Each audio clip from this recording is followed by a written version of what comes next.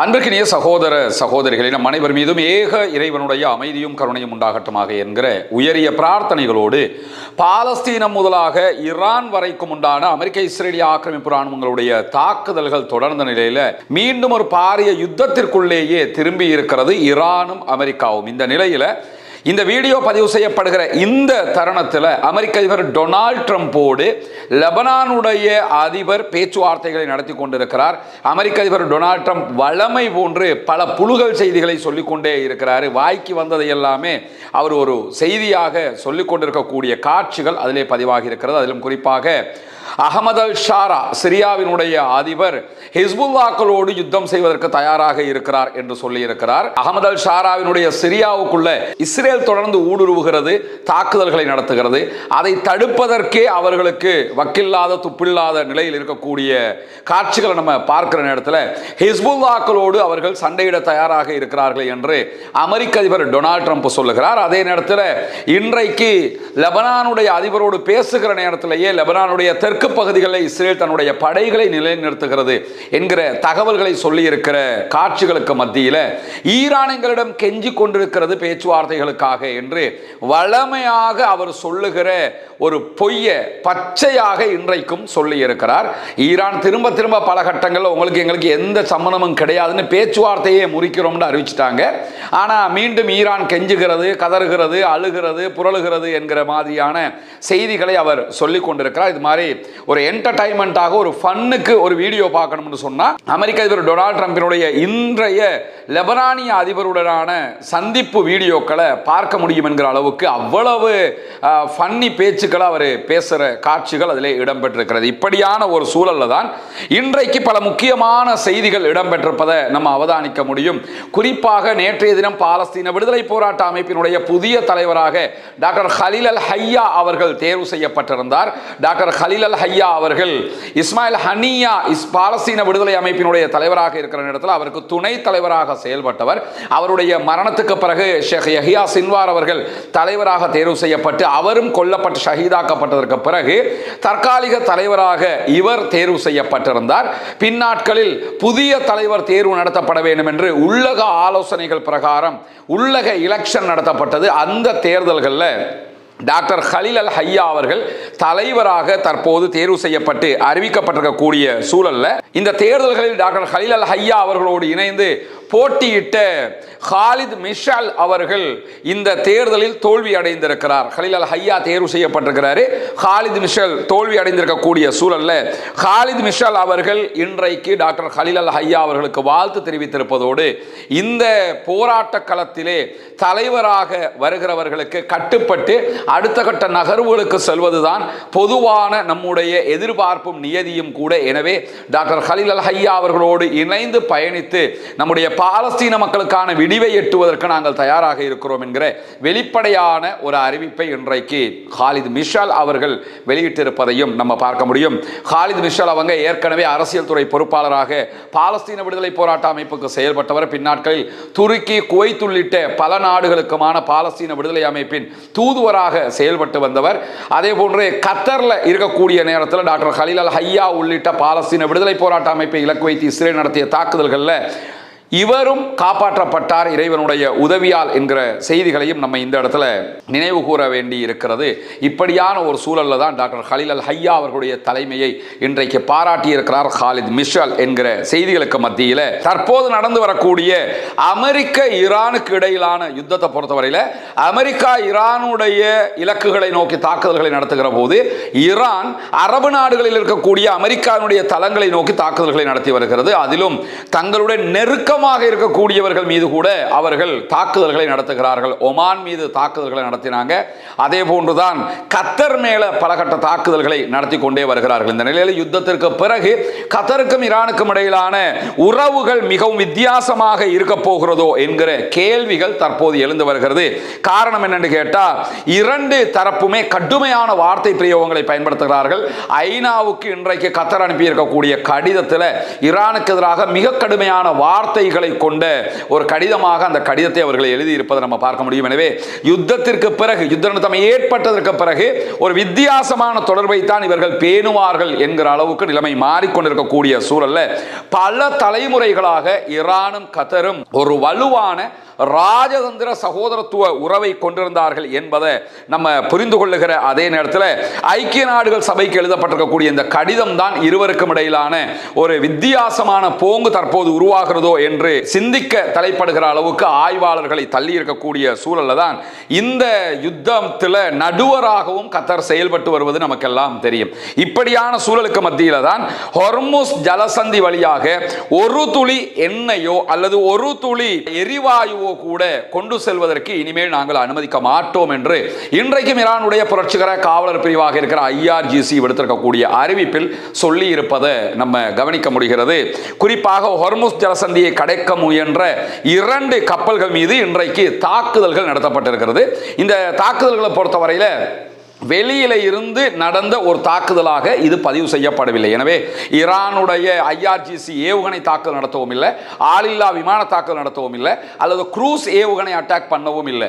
ஆனால் 2 கப்பல்கள் வெடித்திருக்கிறது, மிக பாரிய அளவுக்கு அதுல தீப்பிழம்புகள் ஏற்பட்டு கொண்டிருக்கிறது என்கிற செய்திகள் வெளியாகி கொண்டிருக்கிறது. IRGCயும் அந்த தகவல்களை உறுதிப்படுத்தி இருக்கக்கூடிய சூழல்ல தான் இந்த கப்பல்களுக்கு நடந்திருக்கக்கூடிய தாக்குதல் எப்படிப்பட்ட தாக்குதலாக இருக்கிறது என்பதை பொறுத்தவரையில் இவை ஈரான் ஆல்ரெடி வைத்திருந்த கன்னி வெடியில் சிக்கிய காரணத்தினால் ஏற்பட்ட தாக்குதல்களாக இருக்கிறது என்பது தற்போது வெளியாகி இருக்கக்கூடிய உண்மையாக இருக்கிறது. எனவே கன்னி வெடிகளை பொறுத்தவரையில் அந்த பகுதிகளில் பயணித்தால் ஆட்டோமேட்டிக்காக வெடிக்கும் என்பதை தாண்டி ஈரான் நினைத்தால் எப்பொழுதும் வெடிக்கும் என்கிற ஒரு பேருண்மை தான் தற்போது வெளிப்பட்டிருப்பதை நம்ம பார்க்க முடியும். எனவே ஈரானுக்கும் அமெரிக்க இஸ்ரேலுக்கும் இடையிலான இந்த போர்ல முதல் தடவையாக ஈரான் கன்னி வெடிகள் ஊடாக 2 கப்பல்களை தாக்கி இருக்கிறது என்கிற செய்திகள் இன்றைக்கு பதிவாகி இருப்பதை நம்ம பார்க்க முடிகிற அதே நேரத்தில் தான் இந்த பகுதியில் அமெரிக்காவினுடைய ஆக்கிரமிப்பு தொடர்கிற வரைக்கும் ஹொர்முஸ் ஜலசந்தி மூடப்பட்டிருக்கும் என்பதை ஈரான் பலமுறை அறிவித்து விட்டார்கள். ஒரு துளி பெட்ரோலிய எண்ணெய்களோ அல்லது எரிவாயுவோ அல்லது ஒரே ஒரு பொட்டலம் ரசாயனங்களோ கூட ஹொர்முஸ் ஜலசந்தி வழியாக செல்வதற்கு அனுமதிக்க மாட்டோம் என்று சொல்லி IRGCயினுடைய இன்றைய அறிவிப்பில் நம்ம பார்க்க முடிகிற அதே நேரத்தில் தான் எங்களுடைய கட்டுப்பாட்டில் தான் ஹொர்முஸ் இருக்கிறது என்பதை மீண்டும் ஒரு முறை IRGC உறுதிப்படுத்தி இருக்கிறது. இப்படியான சூழல்ல இன்றைக்கும் அமெரிக்கா ஈரான் மீது நடத்திய தாக்குதலுக்கு பதிலடியாக ஈரான் குவைத், பஹ்ரைன் ஆகிய தளங்கள் மீது தாக்குதல்களை நடத்தி இருக்கிறது. அதை தாண்டி தற்போது நடைபெற்று வரக்கூடிய அமெரிக்க அதிபருக்கும் லெபனானுடைய அதிபருக்கும் இடையிலான பேச்சுவார்த்தைகள் அமெரிக்க அதிபர் ஒரு செய்தியை சொல்லி இருந்தார். என்ன செய்தின்னு கேட்டா, ஜோர்டானுக்குள்ள ஈரான் வலுவாக ஊடுருவி இருக்கிறது. ஏன்னா ஜோர்டானுக்குள்ள வச்சு தான் அமெரிக்காவினுடைய போர்சஸ் மேல ஈரான் அட்டாக் பண்றாங்க. அதை பத்தி சொல்லும் போது ஜோர்டானுக்குள்ள இருக்கக்கூடிய ஒரு குழு ஈரானுக்கு மிக வலுவாக சப்போர்ட் பண்ணி கொண்டிருக்கிறாங்கன்னு சொல்றாரு. அது என்ன குழு, எப்படி சப்போர்ட் பண்றாங்கங்கிற விவரங்களை அவர் சொல்லல. ஆனால் ஈரான் ஜோர்டானுக்குள்ள அமெரிக்காவுக்கு எதிரான தாக்குதல்களை உக்கிரமாக நடத்துகிறது என்பதை ஒப்புக்கொண்டிருக்கிறார் அமெரிக்க அதிபர். இந்த நிலையில் தான் இன்றைய நாளில் ஈரானுடைய தாக்குதல்கள் பஹ்ரைனுடைய பகுதிகள் மீது நடத்தப்பட்டிருக்கிறது. பஹ்ரைன் இன்றைக்கு விடுத்திருக்கக்கூடிய அறிவிப்பில், நாங்கள் ஈரானில் இருந்து வரக்கூடிய தாக்குதல்களை எதிர்கொண்டு வருகிறோம், பொதுமக்கள் பாதுகாப்பாக இருக்க வேண்டும் என்கிற அறிவிப்புகளை விடுத்திருந்த நிலையில தான் குவைத்தினுடைய எரிசக்தி பகுதிகள், அதே போன்று கடல் நீரை நன்னீராக்குகிற தொட்டிகள் மீதெல்லாம் இன்றைக்கும் தாக்குதல்கள் நடத்தப்பட்டிருக்கிறது என்கிற செய்திகளை குவைத் அறிவித்திருக்கிறது. குவைத்தினுடைய மின்சாரம், கடல்நீர் சுத்திகரிப்பு ஆலைகள் மீது ஈரான் மீண்டும் மீண்டும் தாக்குதல்களை நடத்துகிறது என்று சொல்லியும், இந்த தாக்குதல்களால் முக்கியமான வசதிகள் சேதமடைந்திருக்கிறது என்கிற தகவல்களையும் குவைத் வெளியிட்டிருக்கக்கூடிய நிலையில் 4வது நாளாகவும் குவைத் மீதும் பஹ்ரைன் மீதும் ஈரானுடைய தாக்குதல்கள் தொடர்ந்து வருகிறது. குவைத்துக்குள்ள மிக முக்கியமான பல இடங்களில் தீப்பிழம்புகள் வெளிப்பட்டு வருகிறது. குவைத்தினுடைய மக்கள் பாதுகாப்பாக இருக்க வேண்டும் என்று குவைத் விடுத்திருக்கக்கூடிய அறிவிப்பை நம்ம பார்க்க முடியும். எனவே குவைத், பஹ்ரைன், ஜோர்டான் ஆகிய 3 நாடுகள் மீதுதான் மிக கடுமையான தாக்குதல்களை ஈரான் தொடர்ந்து நடத்தி வருகிறது. இப்படியான சூழலுக்கு மத்தியில் இன்றைக்கு மிக முக்கியமான ஒரு செய்தியும் இடம்பெற்றிருக்கிறது. அது என்ன மிக முக்கியமான செய்தி என்று சொன்னால், நம்ம நேற்றைய வீடியோவில் சொல்லி இருந்தோம், செங்கடல்ல இருக்கக்கூடிய பயணிக்கக்கூடிய கப்பல்களை மொத்தமாக பிளாக் பண்ணுவோம் என்று சொல்லி ஹவுதீஸ் அறிவிச்சிருந்தாங்க. குறிப்பாக சவுதி மேல மேல ஒரு முற்றுகையை விதிப்பதாக நேற்றைய அறிவிப்பில் ஹவுதீஸ் விடுத்திருந்ததை நம்ம பார்க்க முடிந்த அதே நேரத்தில் தான் இன்றைக்கு செங்கடலில் பயணித்துக் கொண்டிருந்த 2 கப்பல்கள் யூட்டேன் செய்திருக்கக்கூடிய காட்சிகள் வெளியாகி இருக்கிறது. என்ன காரணம் என்று சொல்லி சொன்னா, நேற்றைய அறிவிப்புக்கு பிறகு ஹவுதீஸ் என்ன பண்ணியிருக்கிறாங்கன்னு கேட்டா, நிறைய இருக்கக்கூடிய எல்லா கப்பல் கம்பெனிஸுக்கும் இமெயில் அனுப்பியிருக்கிறாங்க. உங்களுடைய எந்த கப்பல்களும் சவுதி அரேபியாவினுடைய துறைமுகங்களுக்கு பயணிக்க கூடாது, மீறி பயணிச்சீங்கன்னு சொன்னா கண்டிப்பாக கப்பலுக்கு அட்டாக் பண்ணுவோம்ட்டாங்க. பண்ணாம இருக்க மாட்டாங்கிறது எல்லோருக்குமே தெரியும். ஆல்ரெடி காசா வார் நடக்கும்போது 2 வருஷமா 200க்கும் மேற்பட்ட கப்பல்களுக்கு அடிச்சிட்டாங்க அவங்க. அதே மாதிரி ஈரான் மீதான தாக்குதலின் போதும் கப்பல்களுக்கு அடிச்சாங்க. அமெரிக்காவாலேயே தாக்கு பிடிக்க முடியாம அமெரிக்க அதிபர் டொனால்ட் ட்ரம்ப் ஒரு ஒப்பந்தத்தை போட்டுட்டு அந்த இடத்தை விட்டு கிளம்பிட்டாரு. நாங்க இனிமே ஹவுதீஸோட சண்டை பிடிக்க மாட்டோம்னு போயிட்டாரு. 2015 வரைக்கும் சவுதி அரேபியா ஹவுதீஸோட சண்டை பிடிச்சு தோல்வி அடைஞ்சாங்கிறதும் தெரியும். ஏன்னா இருக்கக்கூடிய ஈரானுடைய ப்ராக்சிஸ் அமைப்புகள்லயே உச்சகட்ட பலத்தோடு இருப்பவர்கள் ஹவுதீஸ் தான் நம்ம புரிஞ்சுக்கிறோம். காரணம் என்னன்னு கேட்டா, ஹிஸ்புல்லாஹ்களை பொறுத்தவரை அவங்ககிட்ட ஏவுகணைகள் இருக்கிறது, ராக்கெட் தாக்குதல்களை நடத்துவாங்க. அவங்க லெபனான்ல இருந்து இஸ்ரேலை நோக்கித்தான் அவர்கள் தாக்குதல்களை பொதுவாக நடத்துவார்கள். ஆனால் ஹவுதீஸை பொறுத்தவரை யமன்ல இருந்து இஸ்ரேல் வரைக்கும் 2020 கிலோமீட்டர்களை தாண்டி ஏவுகணை தாக்குதல்களை நடத்தி இருக்கிறார்கள். பாலிஸ்டிக் மிசைல்களை வைத்துக் கொண்டிருக்கக்கூடிய ஈரானுடைய ஒரு ப்ராக்சிஸ் அமைப்பாக இவங்க இருக்கிறாங்க. கப்பல்களை தாக்கக்கூடிய க்ரூஸ் ஏவுகணைகளையும் இவர்கள் பயன்படுத்தி வருகிறார்கள். அமெரிக்காவுடைய MQ-9 வகையான ட்ரோன்களை கூட சுட்டு வீழ்த்தி இருக்கிறார்கள் என்பது நமக்கு தெரியும். அந்த வகையில் ஆல்ரெடி ஹவுதீஸ்ட பல கட்ட அடிகளை வாங்கி இருக்குது சவுதி அரேபியா.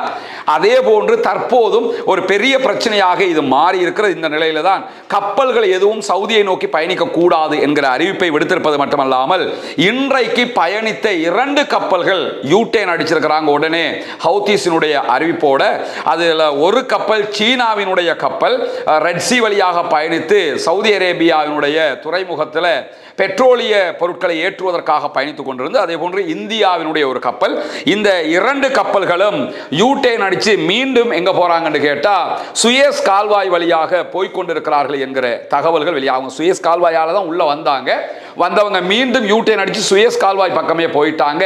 அடுத்த பக்கம் முன்னாடி வர முடியாது. ஏன்னா வந்தாங்கன்னு சொல்லி சொன்னா ஹவுதீஸ் அட்டாக் பண்ணுவாங்கங்கிற காரணத்தினால தான் இப்படியான ஒரு நிலை ஏற்பட்டிருக்கிறது. எனவே ஹவுதீஸினுடைய சவுதிக்கு எதிரான கடற்படை முற்றுகை வலுவாக்கப்பட்டிருக்கிறது என்பதை நம்ம புரிந்துக்கிற அதே நேரத்தில் ஈரானுக்கு எதிரான யுத்தத்தில் அமெரிக்காவுக்கு எதிராக ஒரு புதிய முனையை திறப்பதாக இதை நாம் புரிந்து கொள்ள முடியும். அது எப்படி புதிய முனை என்று சொல்லி பார்த்தீங்கன்னு சொன்னா, இந்த வரைபடத்தில் இந்த இடத்துல இருப்பதுதான் ஹார்மோஸ் நீர்நிலை. இதை மொத்தமாக தற்போது ஈரான் பிளாக் பண்ணி வச்சிருக்கிறாங்க. இதெல்லாம் இதற்கு முன்பதாக கப்பல் பயணித்த பாதைகள் தான் இந்த பச்சை கலர்ல காட்டக்கூடிய காட்சிகளாக இருக்கிறது. இதெல்லாம் இவ்வளவு கப்பல்கள் ஒரு நாளைக்கு 170க்கும் மேற்பட்ட கப்பல்கள் ஹார்மோஸ் நீர்நிலை பகுதியாக போய் வரும். இதை மொத்தமாக தற்போது ஈரான் பிளாக் பண்ணி இருக்கிறதுனால ஒரு கப்பல் கூட இதில் பயணிக்க முடியாத சூழல் ஏற்பட்டிருக்கிறது. இந்த பகுதிகளில் உலகத்துக்கு தேவையான 5ல் 1 மடங்கு பெட்ரோலிய பொருட்கள் கொண்டு செல்லப்படுகிறது. குறிப்பாக கத்தர் தான் உலகத்திலேயே நம்பர் 1 LNG ஏற்றுமதியாளர்கள், திரவமாக்கப்பட்ட எரிவாயு ஏற்றுமதியாளர்கள். அவங்க இங்கிருந்து தான் எல்லாத்தையுமே ஏற்றுமதி பண்ணுவாங்க. வேறு எந்த வழியும் கிடையாது. அதனால இந்த வழியாக தான் போக வேண்டி இருக்கிறது. இந்த வழியாக போகிற எல்லா கப்பல்களும் இங்கே பிளாக் பண்ணப்பட்டிருக்கிறது. இதை தவிர்த்து சவுதி அரேபியாவுக்கு இருக்கக்கூடிய ஒரே வாய்ப்பு என்னன்னு கேட்டா, சவுதி அரேபியா இந்த பகுதிகளாலும் பெட்ரோல் ஏற்றுமதியை செய்தாலும் சவுதியுடைய யான்பு துறைமுகம் இங்கே இருக்குது. இந்த பகுதிகளால் அவங்க பெட்ரோல் ஏற்றுமதிகளை செய்து கொண்டிருந்தார்கள். சுயஸ் கால்வாயிலிருந்து உள்ள வரக்கூடிய கப்பல்கள் இங்க பெட்ரோலியத்தை ஏற்றிக்கிட்டு அப்படியே ரெட் சி வழியாக இந்த பாபல் மந்தப கடந்து கிழக்கு நாடுகளுக்கு போக முடியும், கீழே இருக்கக்கூடிய நாடுகளுக்கு போக முடியும், மற்ற நாடுகளுக்கும் அவங்க பிசினஸ் பண்ண முடியும். ஆனால் தற்பொழுது இந்த ரூடையும் நாங்கள் மொத்தமாக முடக்கிட்டோம்னு ஹவுதீஸ் அறிவிச்சிருக்கிறாங்க. வளமையில் அவங்க பாபல் மந்தப் இந்த இடத்தை மட்டும்தான் அவங்க மூடுவாங்க. இந்த இடத்தால போகிற கப்பல்களுக்கு தான் அட்டாக் பண்ணுவாங்க. இப்பொழுது அவர்களுடைய அறிவிப்பு பிரகாரம் இந்த இடத்துல இருக்கக்கூடிய, அதாவது மதீனாவினுடைய தெற்கு எல்லை பகுதி, இந்த இடத்துல இருக்கக்கூடிய துறைமுகங்களில் வந்து எந்த கப்பல் பெட்ரோலிய பொருட்களை சவுதியிலிருந்து ஏற்றுமதி செஞ்சாலும் இங்க இருந்து அங்க அடிப்போம்ட்டாங்க. ரெட் சீனுடைய பாபல் மந்தபுக்கு அடுத்த பக்கம் அட்டாக் பண்ணிக்கிட்டு இருந்தவங்க இப்ப இந்த பக்கமும் அட்டாக் பண்ணுவோம்னு சொல்லியிருக்கிறாங்க. இதன் மூலமாக இந்த பகுதியில் இருக்கக்கூடிய ஹார்முஸ் மூடப்பட்டிருக்கிறது. தற்போது ரெட் சீயும் மூடப்பட்டிருக்கிறது. ஆல்ரெடி உச்சகட்ட தலைவலி உலகம் முழுக்க. இப்ப தலைவலிக்கு டபுள் தலைவலி வந்த மாதிரி இருக்குது. இங்க உள்ள பிரச்சனைக்கு காரணம் டொனால்ட் ட்ரம்ப், இங்க உள்ள பிரச்சனைக்கு காரணம் சவுதி அரேபியாவினுடைய ஆதரவு பெற்ற யமன்ல இருக்கக்கூடிய சர்வதேச அங்கீகாரம் பெற்றதாக கூறப்படுகிற அரசாங்கம் யமன்ல இருக்கக்கூடிய ஹவுதீஸ்களுடைய சனா விமான நிலையத்துக்கு அட்டாக் பண்ணினது. எனவே அதை பயன்படுத்தி கொண்டு தற்போது ஈரானுக்கு ஆதரவாக அமெரிக்காவை எதிர்ப்பதற்காகவும் இந்த தடையை அவர்கள் விதித்திருக்கிறார்கள். காசா வார் நடக்கிற டைம்ல ஹொர்முஸ் மூடப்படல, ரெட் சி மட்டும் தான் மூடப்பட்டிருந்தது.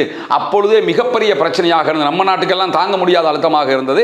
இப்பொழுது அதைவிட பெரிய அழுத்தம் ஏற்படுவதற்கான வாய்ப்புகள் இருக்கிறது என்கிற செய்திகளுக்கு மத்தியில் இன்றைக்கு அந்த இருக்கிறதையும் கெடுக்கிற மாதிரியான ஒரு வேலையாக யமனுக்குள்ள இருக்கக்கூடிய சவுதியினுடைய அங்கீகாரம் பெற்ற அந்த சர்வதேச அரசாங்கம், சர்வதேச அங்கீகாரம் பெற்ற அரசாங்கம் சொல்றோம்ல, அந்த அரசாங்கத்தினுடைய பாதுகாப்பு அமைச்சர் விடுத்திருக்கக்கூடிய அறிவிப்பில் என்ன சொல்றான்னு கேட்டா, நாங்க நேரடியாக ஹவுதீஸோட ஒரு சண்டைக்கு தயாராக இருக்கிறோம், உள்ளே நுழைந்து அட்டாக் பண்ண போறோம் இருக்காங்க. ஆல்ரெடி அட்டாக் பண்ண போய் சொல்லுவோம்ல, நீங்க செஞ்சு கிழிச்ச கிளியில இவ்வளவுக்கும் கிழிஞ்சு தொங்கிக்கிட்டு இருக்கு, தேவையாடான்னு கேட்போம்ல, அது மாதிரி தற்போதும் அவர் அந்த நிலைக்கு செல்வதற்கான முயற்சிகளை எடுக்கிறார்கள். அது மிகப்பெரிய ஆபத்தாக சர்வதேச நாடுகளுக்கு உண்டாகிவிடும் என்பதை தாண்டி சவுதி அரேபியாவினுடைய அரம்கோவை நோக்கி ஆல்ரெடி அட்டாக் பண்ணிட்டாங்க ஹவுதீஸ்.